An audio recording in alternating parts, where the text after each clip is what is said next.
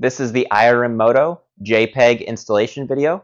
These parts will fit all BMW K1200LTs. Your kit will come with 2 mounts, 4 footrest components, and a hardware kit. The first thing that we're going to do is get a T25 Torx bit, and we're going to remove the 2 screws that hold on this plastic bumper.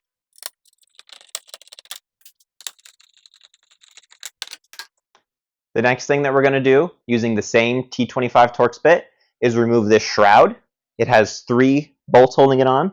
1, 2, and 3.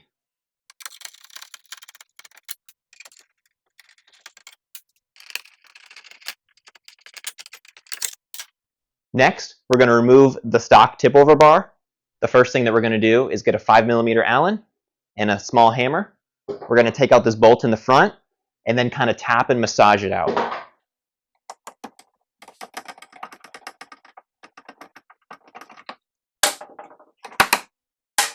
After many years, your LT will have developed some junk in these holes. We recommend taking some compressed air and just blowing them out quick. Now we're actually going to install the mount onto the bike. We're working on the right side, so we're going to want the right mount.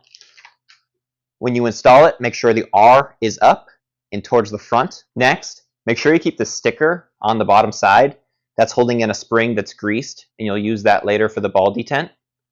This is going to be tight, so take a little bit of grease and get it all lubed up. Put the back in first and push it until the front is close, and then work them together. Now that we have our fresh mount in, we're going to secure it with the original bolt from your tip-over bar. Next, we're going to prep our plastic bumper for reinstallation. First thing that you're going to want to do is put these 2 holes in it. So you're going to need this template. You can go to the video description, or you can go to our installation page, get this template, cut it out, and tape it on here.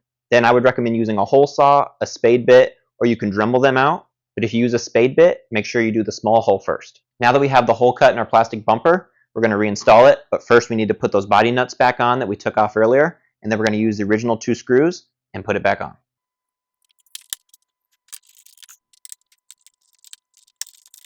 Next, we're going to reinstall the original shroud. It's important to take off these 2 body nuts that hold on the plastic bumper. We'll reinstall them later.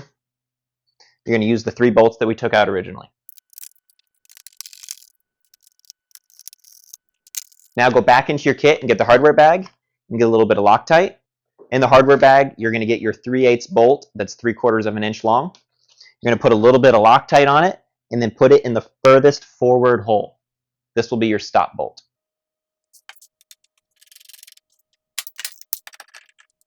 Now we're going to work on actually attaching the foot pegs. First thing that we're going to do is take that little sticker off that's holding that spring in there. As you pull that sticker off, if the spring comes with it, just put a little bit more grease on it and push it back up in there. Before we can install this foot peg, we need to make sure it's adjusted for your height. It comes in stock position 2, which is for like an average height rider. But if you're really tall, you might want to use setting 1. And if you're shorter, you might want to use setting 3. So what you would do is use a 5/32 bit, take out these 2 screws in the back, place the shoulder bolt through the front to align it, move it to your desired position, and then puts the bolts back in. Now go into your hardware kit, get out this little wave washer, take your shoulder bolt again, grease it up because this is used as the pivot. You're going to stick it through from the bottom, and then stick your wave washer on the top. Now you're going to take a little bit of Loctite, put it on the threads of the shoulder bolt. Then you're going to go into your hardware kit and grab one of these little 5/16 balls. You're going to put a little bit of grease here on the single detent just to help hold the ball during this next step. Next, you're going to take a 1/4 inch Allen drive, and you're going to take this assembly and thread it into the only remaining threaded hole. Make sure that this ball goes into the spring hole as you thread it up.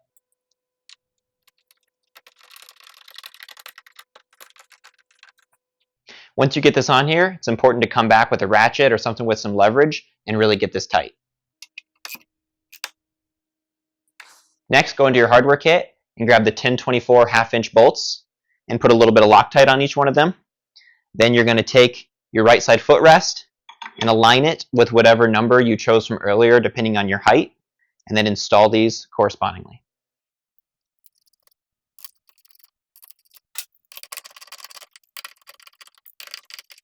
That's it for this right side install. Now all you need to do is repeat these exact same steps on the left side.